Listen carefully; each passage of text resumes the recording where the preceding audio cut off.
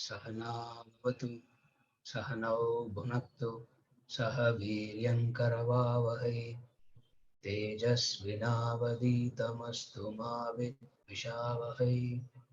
Om Shanti Shanti Shanti.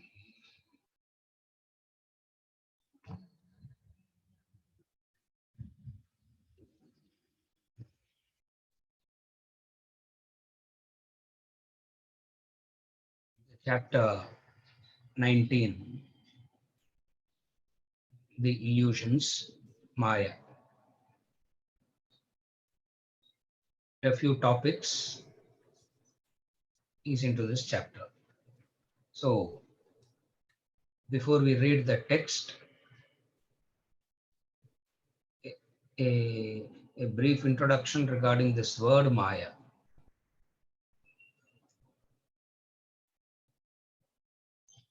The subtopics reads when, whence, wherefore, meaning the time, the space, the causation. So first we will talk a little bit about time, space, and causation, and then we'll talk about world and illusion, and then the two types of illusions, the intrinsic illusion and the extrinsic illusion, and then world is God, beyond the illusion. Why pay attention to an illusion? These are the topics. First is the time, the space, and the causation.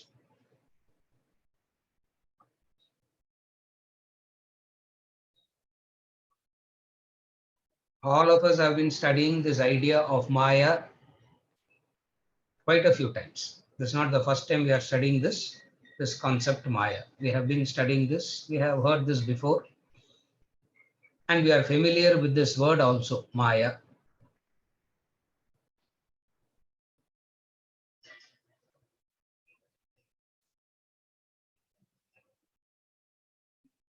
Maya literally means appearance. Maya means appearance. That's why the word illusion is used in the sense of appearance. So Maya means the illusions. Illusions means appearance. Like the mirage that we see is an appearance. And that appearance is called an illusion. So the entire Vedantic philosophy at the core revolves around this idea of Maya. And this word Maya has been rightly understood, wrongly understood a lot, most of the times very much confused between what is this Maya. Now we try to understand the word Maya and the concepts, and then we go into the lesson. The definition of the word Maya is appearance. The very appearance implies there is something real behind it. When you say there is an appearance, in that appearance there is an implication. What is it? There is an inference. What is it? There is something there which is not seen as it is, but seen as something else. So the very word illusion, appearance, has two things. One is there is something there which is not seen as it is. Whatever is there is not seen as it is, and then you see something else also. So these two things combined is called Maya.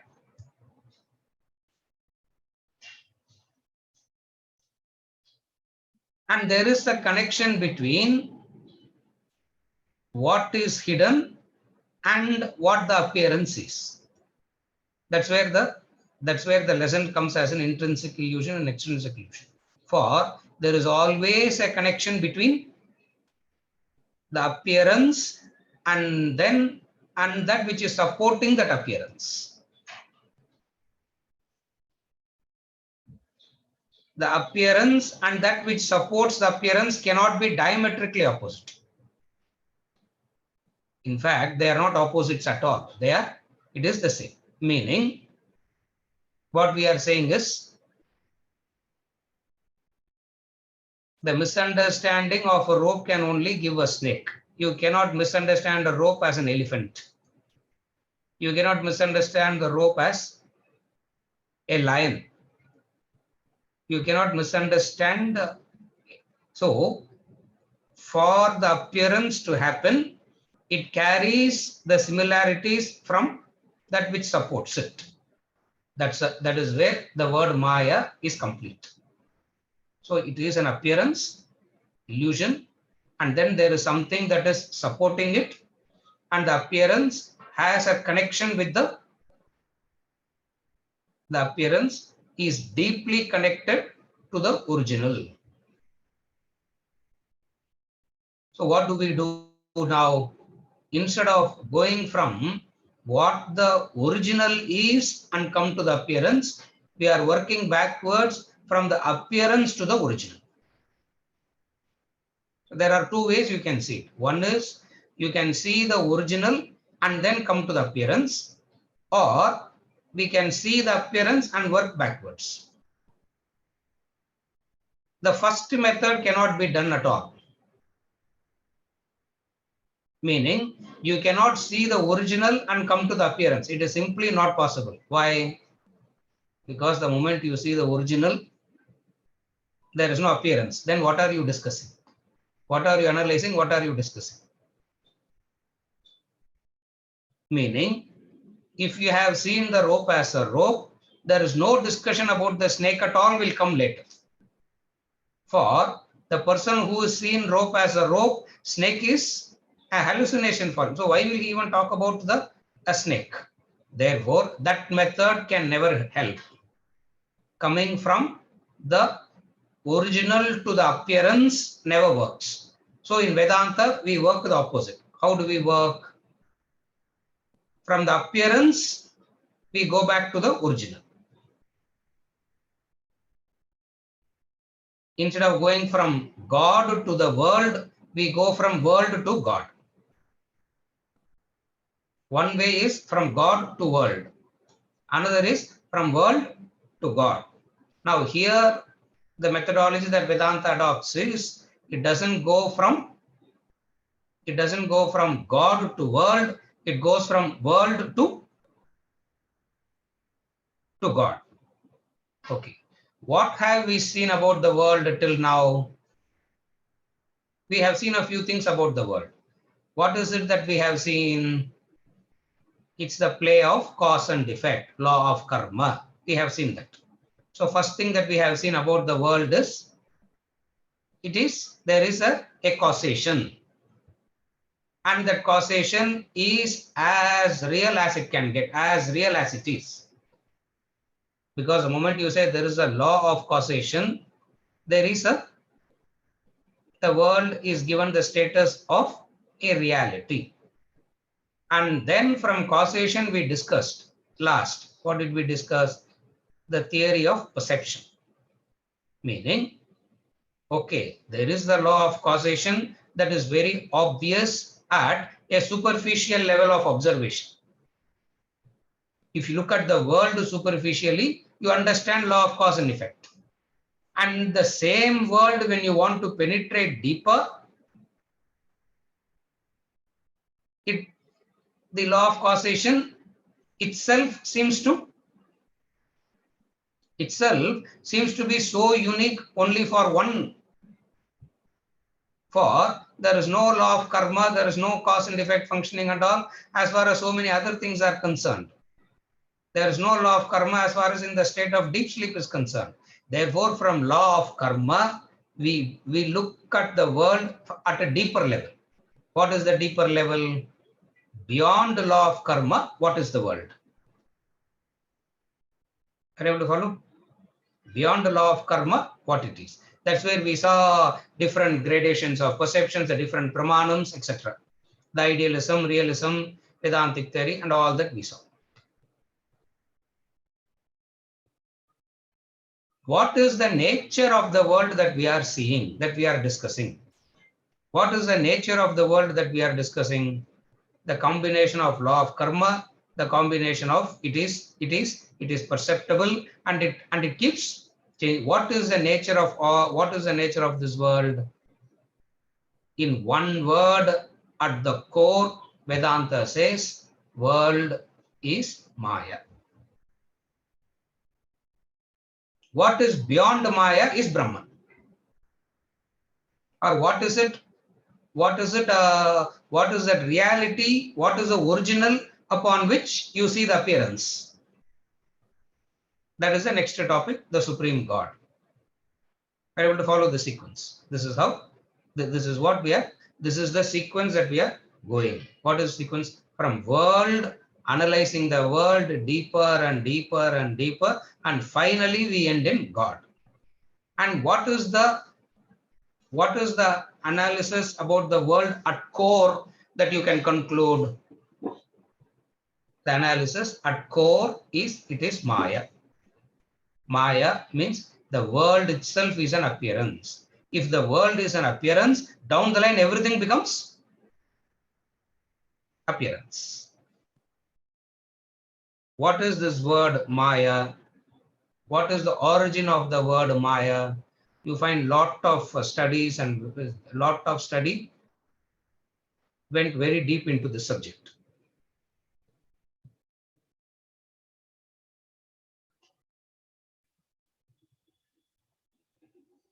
Upanishads don't use the word Maya. Only one Upanishad, Shvetashvatara Upanishad, alone uses the word Maya.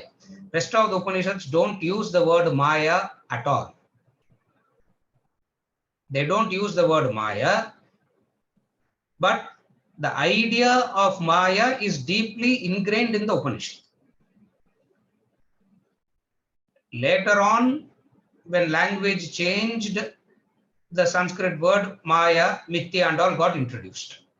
Even though the word Maya is there very much in the Upanishad, when we say very much in the Upanishad, means only in one Upanishad you find it directly. In the 10 Upanishads, you will never find the word. You will never find the word Maya directly used in any of the Upanishads. And yet, it is spoken very elaborately in the Upanishads without using the word. If not the word Maya, what is the word they use? If not the word Maya, the word that they use a lot in the Upanishad is temporary. The word temporary will be used a lot. From temporary, over a period of time, the word Maya evolved. So the concept behind Maya is what? The concept is, it is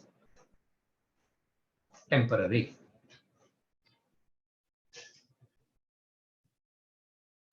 At a perceptible level itself, we can understand it, everything is temporary. But why is it that we are not able to live this idea, live this truth that it is temporary? Even though at the perceptible level itself, you can understand the temporary nature of the world. Correct? At the perceptible level, you see it as temporary. Though at the perceptible level it is seen as temporary, why is it difficult to accept the fact that it is temporary? That is Maya. That's why it's called Maya. Though you see it, you are not. Though you see it, though you can talk about it, you are not able to accept it. So that indescribable factor is Maya. Technically, it is called Anirvachaniya, indescribable it is. How is it is indescribable? Everybody understands by mere perception that it is temporary. Perceptible evidence proves that it is temporary. Seasons are temporary. Sorry, the day is temporary. The season is temporary. Everything in life is so temporary. Though it is temporary, why is it that we are not able to accept it as temporary? What is it that is as though something is covering that understanding? You see it as temporary, but something is covering that, as a result of which you can't say you actually understand it. What is that covering? That covering is called Maya. That covering is called Maya. You see it, but it doesn't allow you to see it, isn't it? So we really don't know whether you see it or not. From this, we derive another meaning of the word Maya. What is another meaning of the word Maya?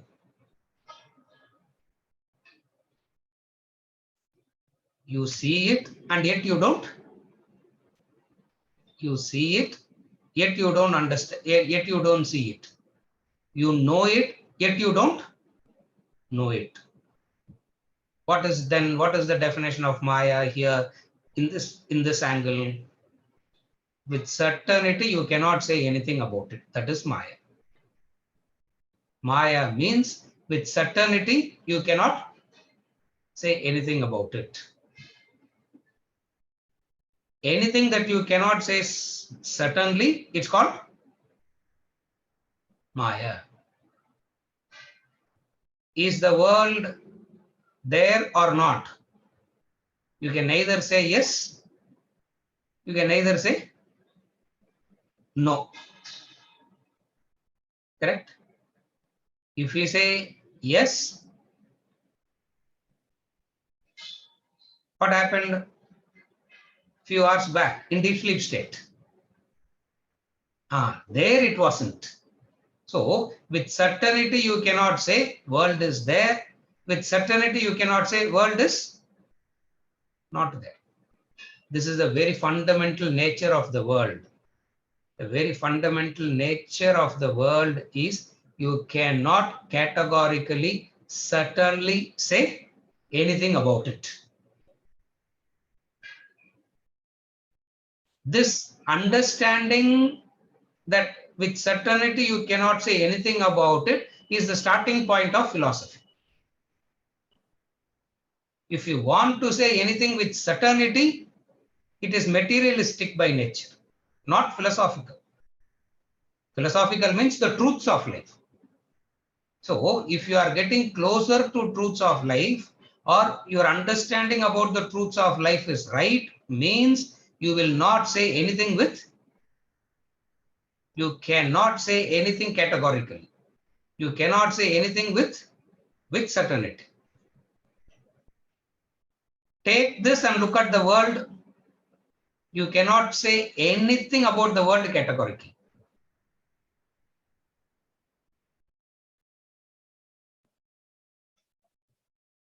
Why you cannot say anything about the world categorically? Because Maya means, if you remember, sometime back in one of the classes, we said yes or no. Remember that? Yes or no. The answer is, if anybody asks yes or no, Venkatachalam, what is the answer? Yes and no. If it is yes and no, it is Maya. That's why with certainty you are not able to say it. Yes, there is a certainty. No, there is a certainty. Yes and no means you cannot say it. You cannot say it. So why you cannot be certain about anything in the world? Because the entire world being Maya, you cannot be certain about it. You cannot be certain about anything. Are you good or bad? You can't say I am good, I am bad. Are you rich or poor? You can't say. Are you male or female?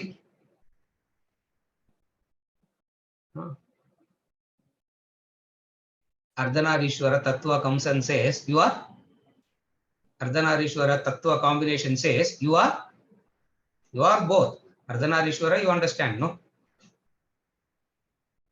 In one body, Shiva and wife. So one half of the body is male, other half of the body is female. That's the Ardhanarishwara Tattva, and in this Ardhanarishwara Tattva, symbolism reached its peak.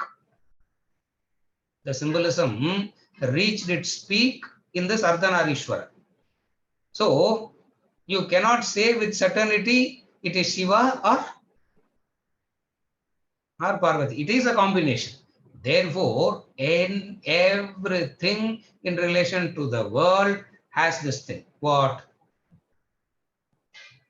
You cannot be certain about anything. But sir, if you are not certain, then how we will live life? How can we live life? With certainty, we assume that at 7 o'clock you will come, isn't it? That's why we all come and so there's a certainty based on which we came and sat. Sometimes I come once in a few weeks. I also don't come.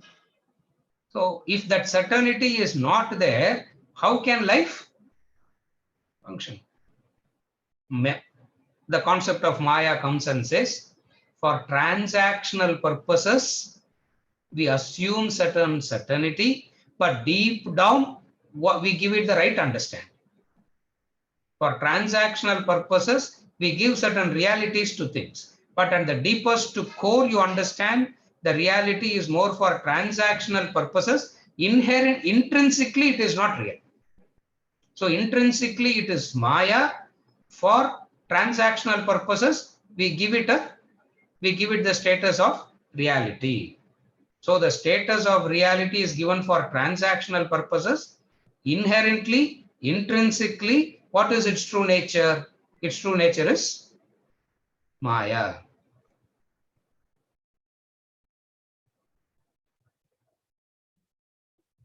And this world, analytically, if you go deeper, it is of these three: the time, the space, and causation. And the whole beauty of time, space, and causation is everything exists in time, space, and causation, and time, space, and causation cannot exist by itself. Again, I repeat, this is where it starts. This is where the complication in Maya starts. Venkatachalam. That's when you come for a Vedanta class, you should not have any hair, because Illana, you feel like, now there's nothing to pull out. No, you are free, isn't it? You are free. Why? Time, space, and causation, there is a peculiarity to it. What is the peculiarity to it? They cannot exist independent. They don't have an independent status. Everything exists in time, space, and causation, but time, space, and causation themselves have no independent existence. Meaning, okay, try to think of space without limits. You cannot. You cannot think of space without limits. Or you cannot say infinite space. It doesn't make any logical sense. Therefore, what is the uniqueness of the world? It is made up of time, space, and causation. And what is the uniqueness of this time, space, causation, the peculiarity of it? You can only think of space between two limits, between two objects. Objects exist in space. Correct? What is space? No. That objects, for objects to exist, you need space. But space per se, abstract space is non-understandable because it doesn't exist. Therefore, that upon which everything is resting itself is Maya. It means down the line everything is Maya and illusion.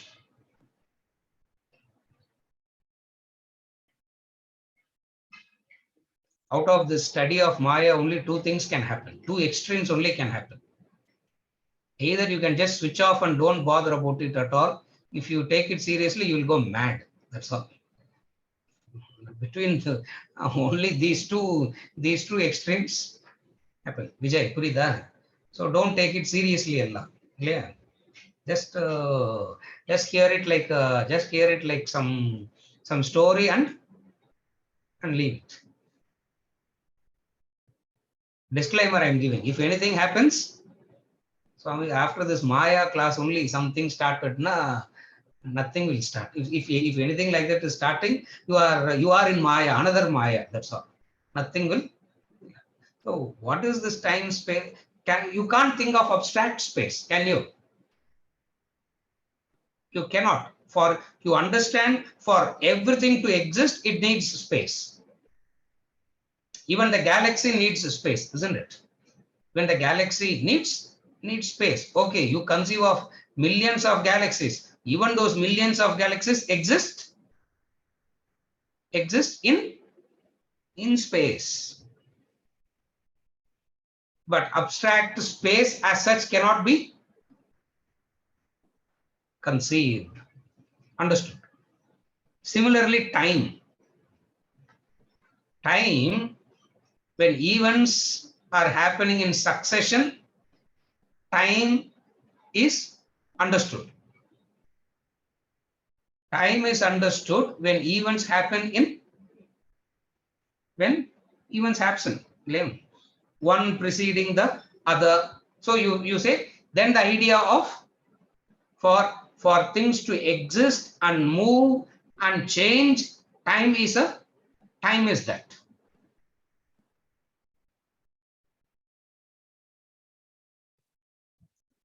Time depends on two events.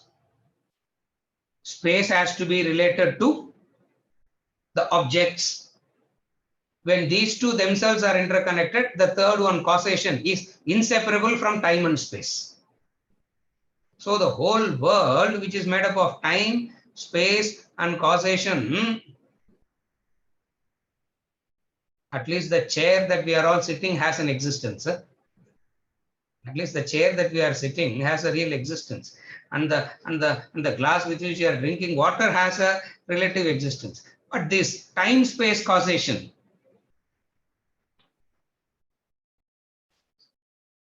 has neither existence nor non-existence.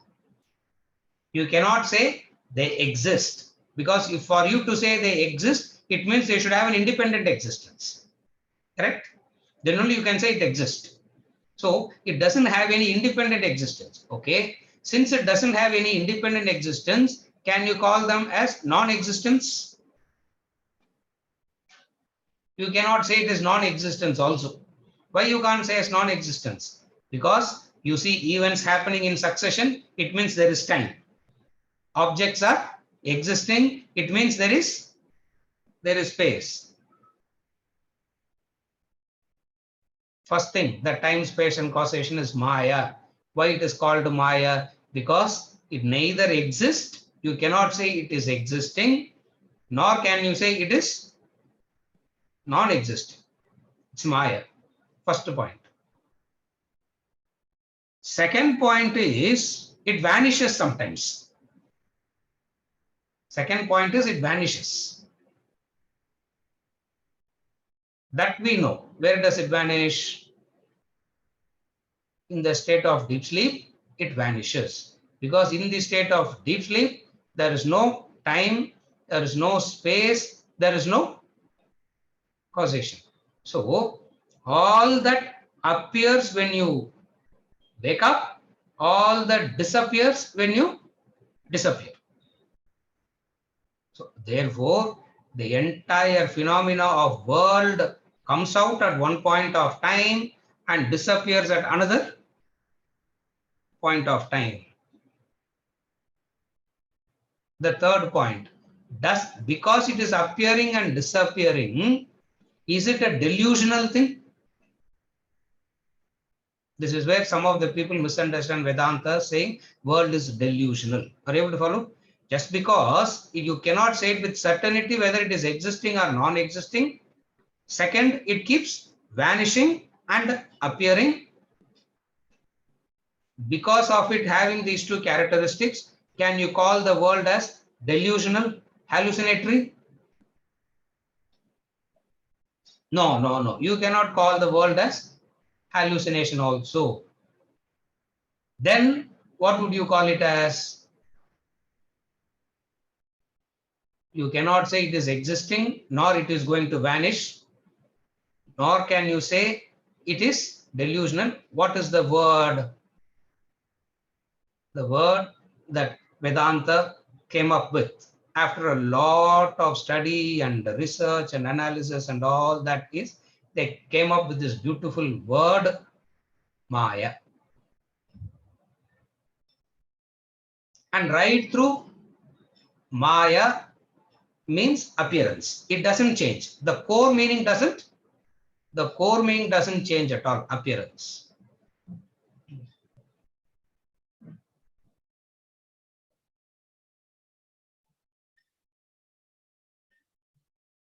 So many people have the name Maya, no? People have the name Maya. So there are, you can, so at least one or two in everybody's family will be having the name Maya, isn't it? They are not Maya. The entire phenomena is Maya.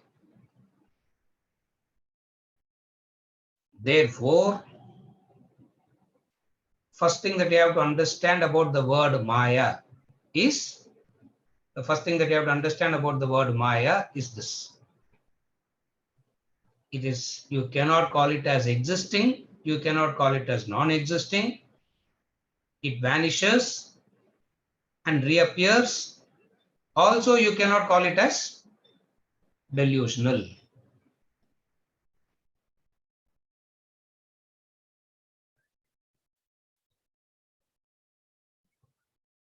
Technically, Maya, all this is from the observational standpoint.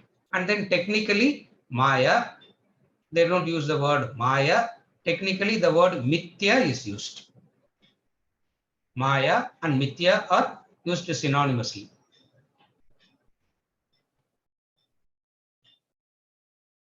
Upanishad uses the word Asat a lot.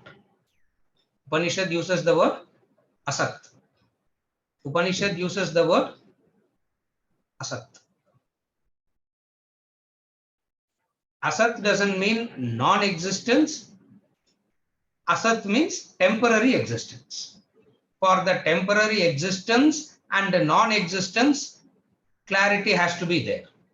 There is a clarity, you need a clarity between non-existence and temporary existence.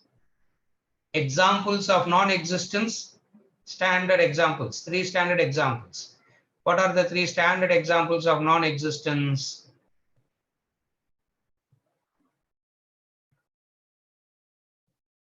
The first example is sky flower. There is no flower. There is no flower in the sky. Second is a man's horn. A man will never have a horn. The third is the son of a barren woman.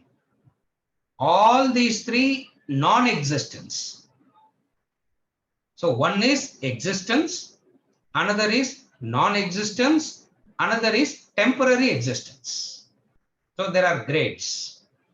So between existence and non-existence, which are 2 polar opposites, there is something in between. What is that in between? A temporary existence. The temporary existence is called Maya. Mithya, Asat. Bhagavad Gita, in chapter 2, you will find Krishna using the word Asat. Later on, he uses, wherever he uses the word Maya, Mama Maya Duratyaya, he says. It is all because of my Maya. So later on, in the later chapters, he uses the word Maya. I think we are doing the 7th chapter, isn't it? There the word Maya is Mama Maya Duratyaya. It is my Maya. Out of the Maya, my Maya, he says. But in the 2nd chapter, he uses the word Nasato vidyate bhavaha, nabhavo vidyate satah, vayorapi drishtontah, tvanayoho tattvadarshibhihi. Tattvadarshibhihi means those who have seen the truths. Those who have seen the truths of life understand these three. What are the three? Sat, Asat, which means temporary existence. To talk about the non-existence, they use the word tucham, which we are not, you need to know these three words technically, the three Sanskrit words. Sat, Asat, and tucham, meaning existence, temporary existence, non-existence.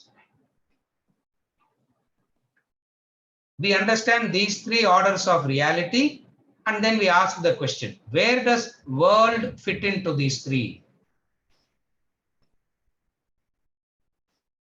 You cannot say it is real. Why you cannot say it is real? Because reality is that which exists at all periods of time and transcends time. That is real. Reality is that which exists at all periods of time at one level. If you go deeper, it transcends. That is real.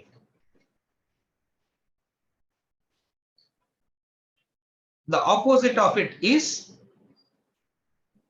it never existed in the past, never exists now, it will never exist in the future except imagination. That is called unreal. The third one is temporary. Temporary means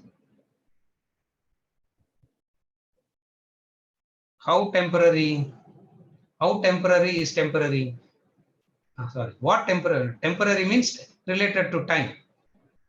How long it will be temporary, sir? How long it will be temporary? Srikanth, it will be temporary as long as you see it. How long will the snake exist, sir? How long will the snake exist? 10 minutes, 10 years, 10 million years, 10 yugas. How long it will exist? What is the duration of the existence of the snake? As long as you see it. As long as you see it, it will be there. Therefore, the word Maya means temporary existence. With certainty, you cannot say. With certainty, you cannot say what it is.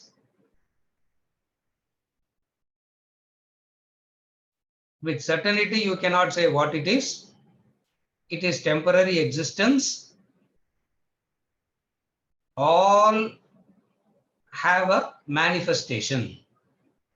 So all these temporary existence, and with certainty you cannot say what it is, has a manifestation. What is the manifestation? The manifestation of this Maya is Nama Rupa. So wherever we talk about Nama Rupa, that which supports the Nama Rupa is Maya. So what is the manifestation of Maya? You don't see Maya directly. You can't see Maya directly. You only see the Nama Rupa.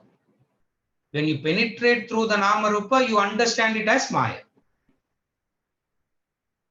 Vijay. Maya nu kannukku theriyadu. With eyes, you can't see Maya.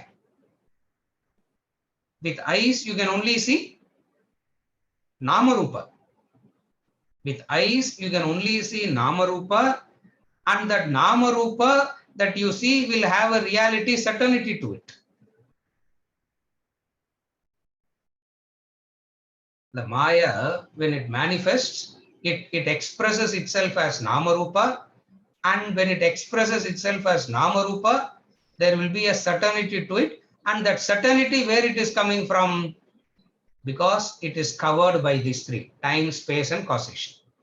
Because it is covered by these three: time, space, and causation, there is a, you see it as real. That which is covered by time, space, and causation, perceptible, is the Nama Rupa. And you see it as real. Thus, the senses are not designed to see the unreality. The senses are designed to see it as real. For example, you ask a physicist, if you ask the physicist, what is this? What the physicist will say about this? Okay, what are you seeing? A flask, a bottle, a steel bottle is what you are seeing. You ask the physicist will say atoms moving at a very high speed. Do you see it? You don't see it, or you are not supposed to see it. If you see it, what will you do? You cannot have a transaction. That is where there is a transactional purpose. Even though they say it is atoms moving at a very high speed. What is this? You will not know what is this. What is this? This is my mala storage box. I don't wear this mala all the time. No, just before the class, I put it straight after the class. It is removed. Where do you store? I store it in the, this is the mala storage box. You ask the physicist what the physicist will say. This is also atoms moving at a very high speed. So for all practical purposes, all that you are seeing is what? Atoms moving. But with the eyes, you are not supposed to see it. Huh? With the eyes, you are not supposed to. Supposing somebody comes and tells me, I saw, sir, I didn't see the glass, but I saw atoms moving. Nah? Immediately, we'll tell that person what? Okay. No, you take some medications, sleep for a few years, and then you'll wake up and start seeing the real. Why? For you are not supposed to. So for that which is for transactional purposes is the Nama Rupa, but that which is behind the Nama Rupa is Maya. So you don't say Nama Rupa as Maya. The Nama Rupa is the manifestation of Maya. And once there is a manifestation of Maya, you will find a perfect sequence, you will find a perfect law of cause and effect. All that follows in the manifestation. Just because all that is here doesn't make it real, is Vedanta.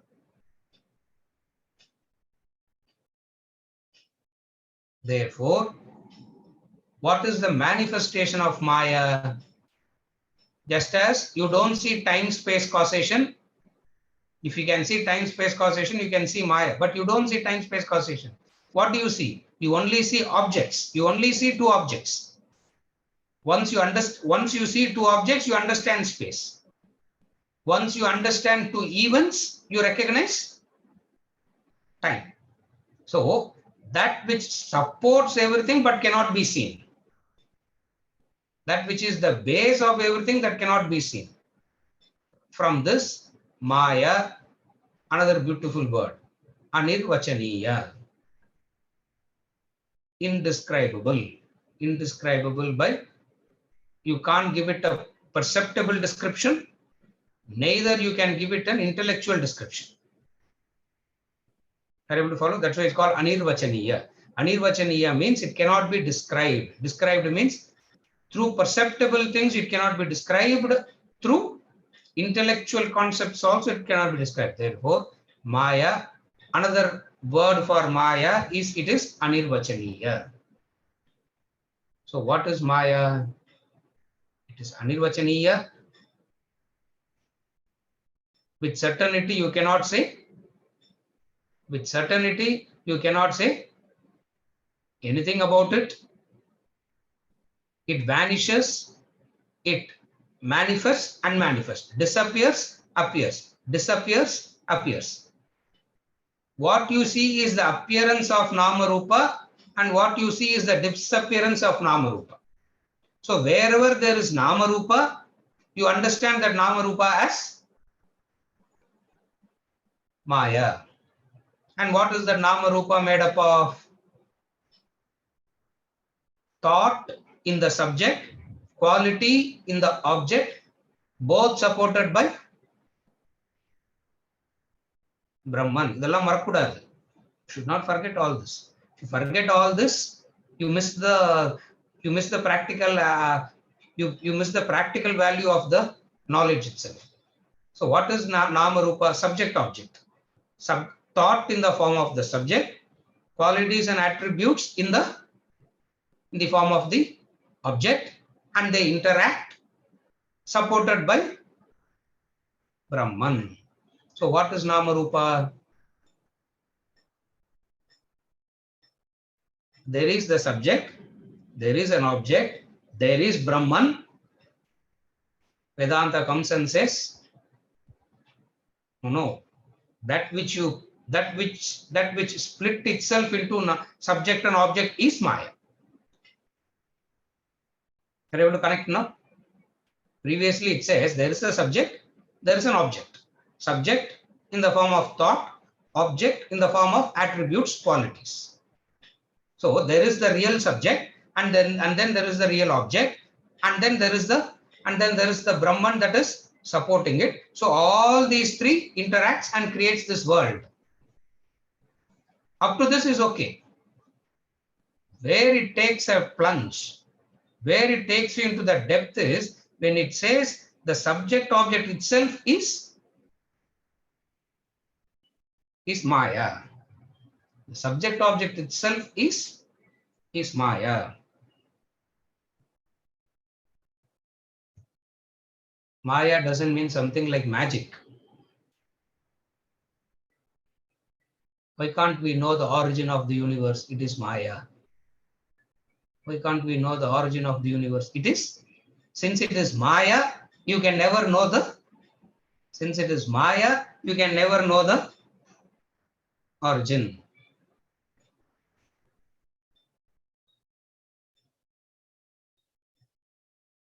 Why can't we know this?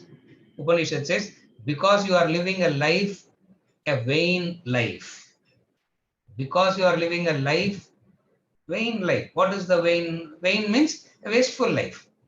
What is the wasteful life? From the time we wake up till we go to sleep, so many thoughts crosses, so many words we utter, so many actions we do, so many thoughts, so many words, so many actions.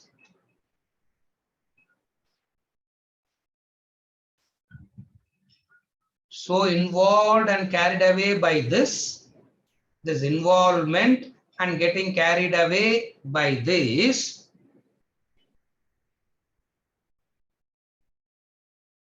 that getting carried, what makes you to get carried away? So there is a power, there is something that is making you to get carried away. That power is called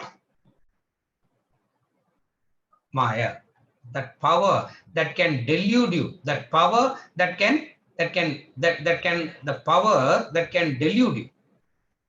So what is Maya now? The delusive power. Upanishads talks about the delusive power. They will not use the word Maya. They will use the word delude. There is something that is like a mist. Like a mist, it comes in. Like a mist, it comes and covers. Later on, Gaudapada and followed by Adi Shankaracharya, they formulated this word Maya very precisely, very clear. So before Gaudapada, it is always known as the veiling power. That's why, which I will be taking it up also. It's called Avarna and Vikshepa. Avarna means the power to conceal. Vikshepa means to project something else. So it has the capacity to cover, and then it not only it covers, but it reveals something else. The rope, as the rope is covered, not only it is covered, but something else is seen, revealed. What is it that is seen? Not only you don't see a rope as a rope. So first is something is covered the rope. And then you see the snake. That's where we are going to see the extrinsic illusion and intrinsic illusion. Ravarna, Vikshepa and all is what we are going to see as extrinsic and intrinsic.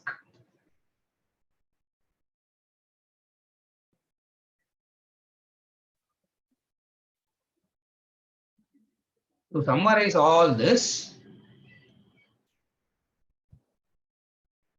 Maya means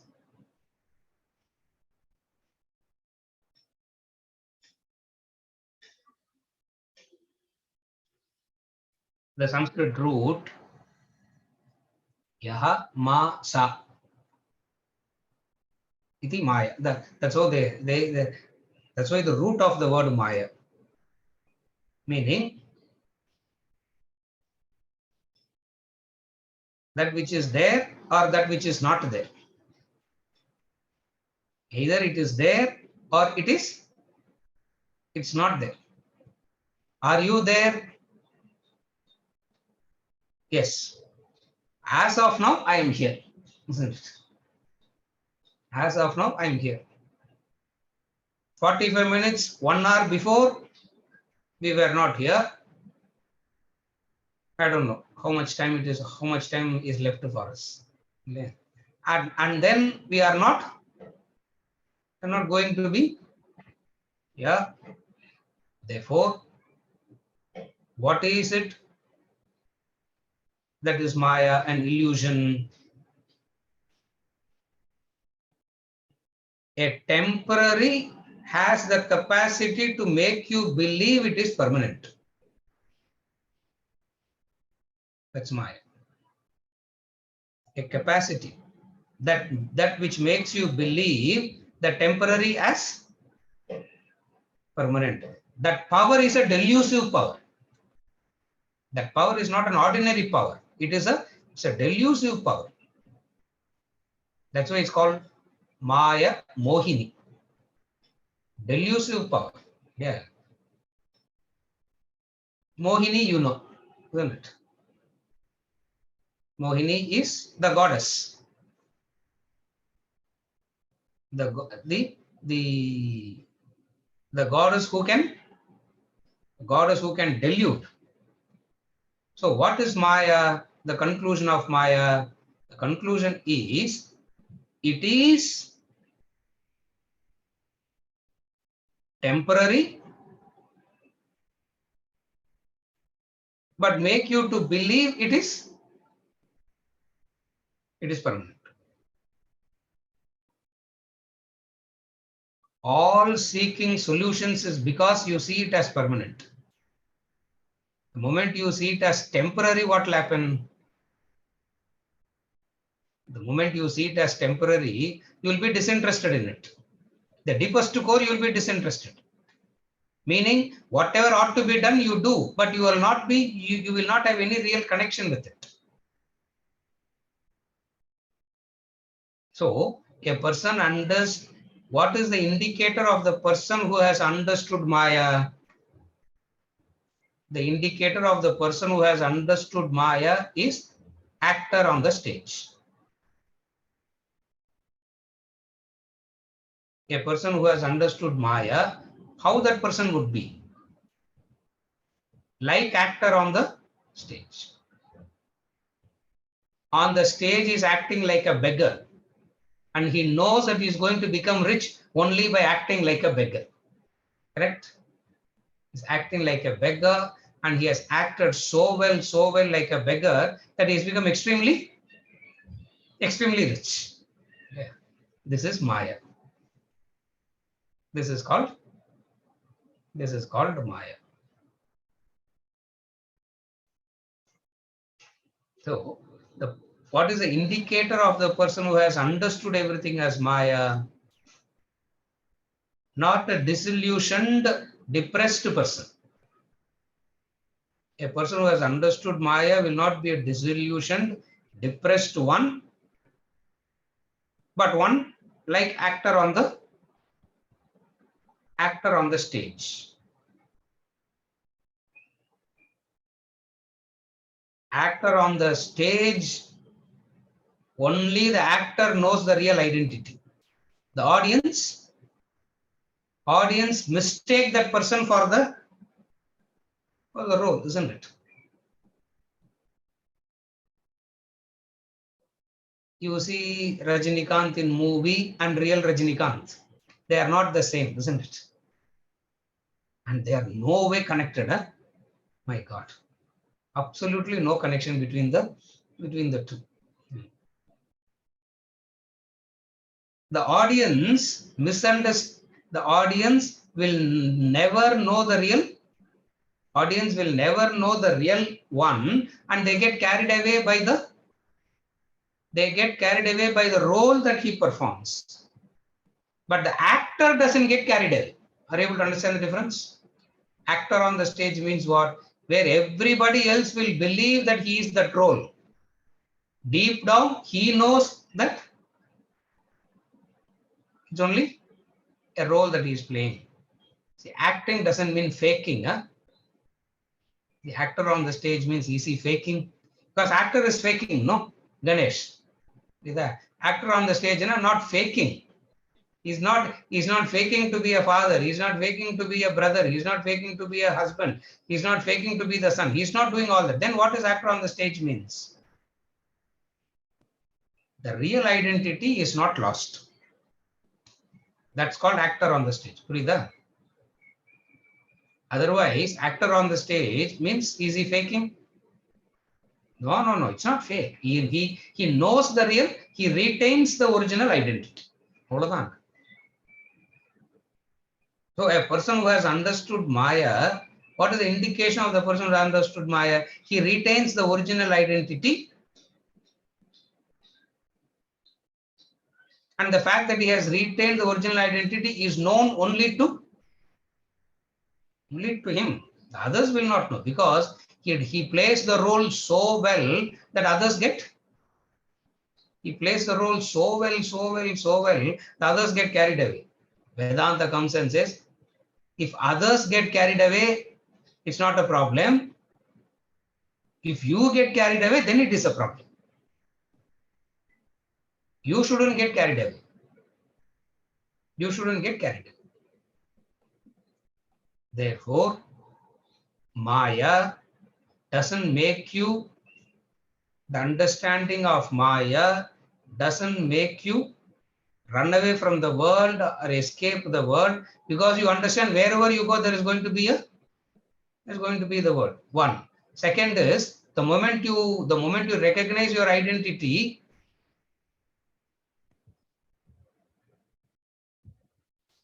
there is no reason for that person to move away from anything. Ashtavakra told Janaka that. Janaka said, I wanted to follow you. You get a guru like Ashtavakra, 13-year-old boy, Ashtavakra. Janaka said, I want to follow you. Wherever you go, I want to come with you. Ashtavakra said, it means you have not understood what I taught you. It means you have not understood what I taught you. Chudala tells Shikitvaja. In the Yoga Vasishta, Chudala tells Shikitvaja, the king. I want to be your student, he says. The wife says, go back and rule. If you have understood rightly, what will you do? He went back and started ruling the kingdom. So the roles are the one who has understood Maya are the ones who play the roles, not forgetting the identity. We play the role, forgetting the identity. We also play the roles, but what is the difference between any one of us and these extraordinary men, extraordinary enlightened people, male, female, both? Because the tradition has equal number of male, female enlightened masters, Upanishadic masters you find. So, what is the difference between them and us? They did the role without forgetting the identity. We do the role and we get so confused. Carefully follow. We do the roles and we get so confused to a point where we really don't know who we are. That is Maya. That's where Ramana says, find out who you are. Ask this question, who am I? You do so many roles that you do, you perform, and you are so involved in these roles. At one point of time, what happens? You are so confused, not knowing. If somebody comes and asks you who you are, you will not know what to. You will not know what to say. Why? The Maya has completely overpowered. The moment knowledge arises,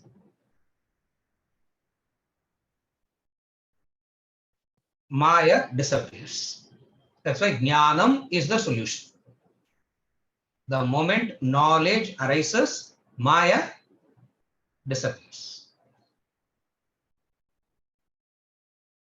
We play the roles and we are carried away by the roles. A time comes where we really do not know who we are. Are you the teacher? Or are you the father? Or are you the husband? Or are you this? Are you the brother? Are you the friend? Are you this? Very confused.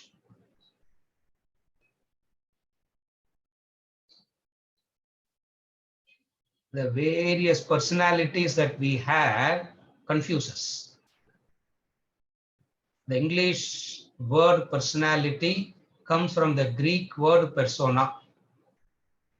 Persona means wearer of mask. So personality means wearer of masks, plural. Persona na singular, personality na plural. One mask pota persona. Various masks if you put personality. Yeah, multiple personality. Disorder, isn't it? Of course, yes. How can it will be a disorder? Everything will be disordered only.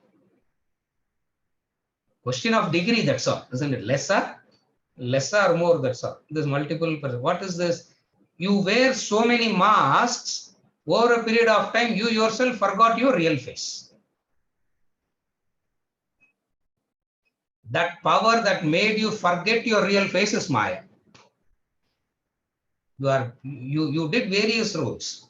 You performed various roles. In all these roles that you are performing, you forgot your real face. Can you imagine that?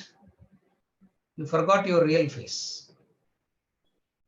It's like the bird forgets that it can fly. That's Maya. How can the bird forget that it can fly? With this example, I conclude. What is Maya?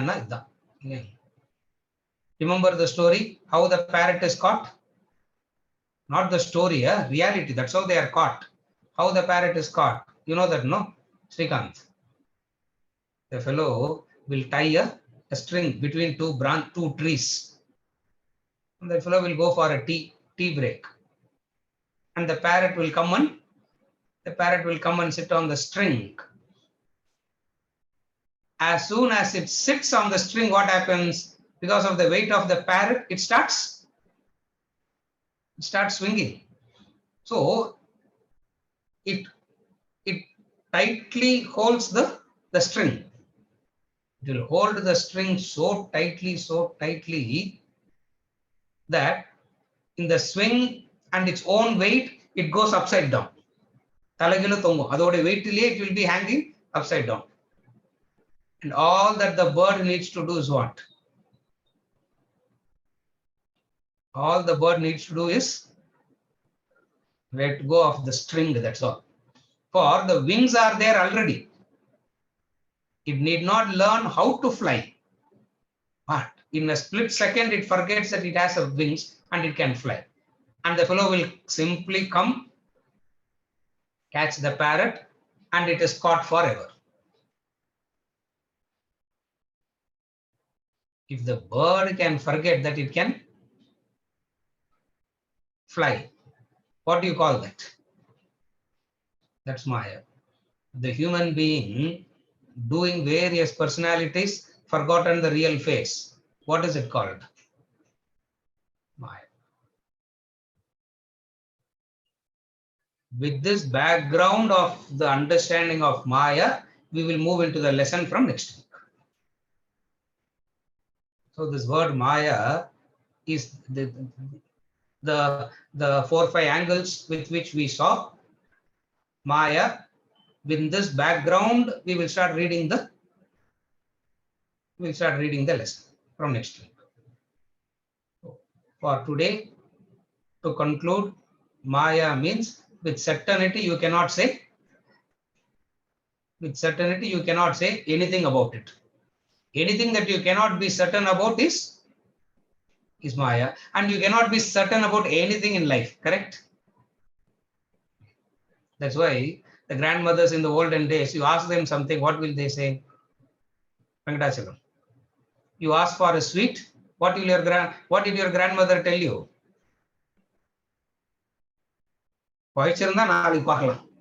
She will never say, I will give you tomorrow. She will never say, I will give you, nor will she say, I will not give you. She will say, correct. Meaning, with certainty, you cannot say there is going to be a tomorrow, and in the tomorrow, I'm going to give you a sweet. Correct? As the Maya. Maya means with certainty, you cannot say anything about it. It is anirvachaniya. It manifests as Nama Rupa. You cannot see Maya. You only see the. You cannot see Maya. You can only see the Nama Rupa. Through knowledge and understanding, you are supposed to recognize that there is something that is covering it, and that covering has it is tremendously powerful. It is tremendously powerful that it can make the bird forget that. It can make the bird forget that it has wings. This is called Maya.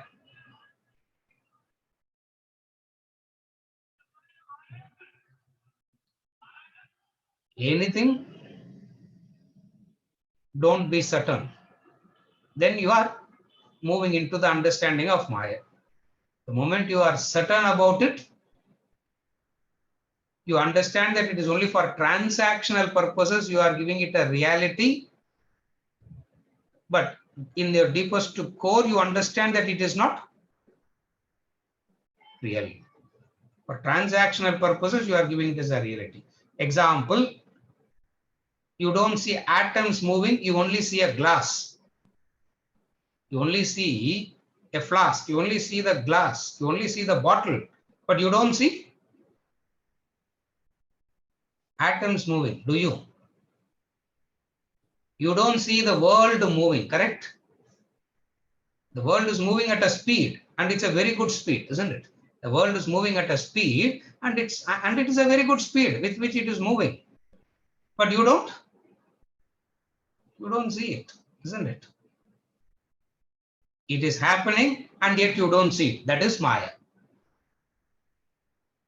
It's happening, and yet you don't see it. So you don't try to see it, you understand it. And this understanding is what we call as jnanam, knowledge. And this knowledge, jnanam, is the solution for ignorance. With this, we conclude the lesson. Well, not the lesson, for today's session, Maya. From next week, we will read the book, we'll read the text, and then we'll go into the details of it. And when we go into the details of it, we'll be seeing quite a few. And some of the very important Sanskrit words that we have to use will come in this lesson. As we discuss that lesson, I will keep giving those words and the meanings also. So make a note of it. So in future, it becomes easy to repeat. It becomes easy to understand certain concepts. With this, we conclude for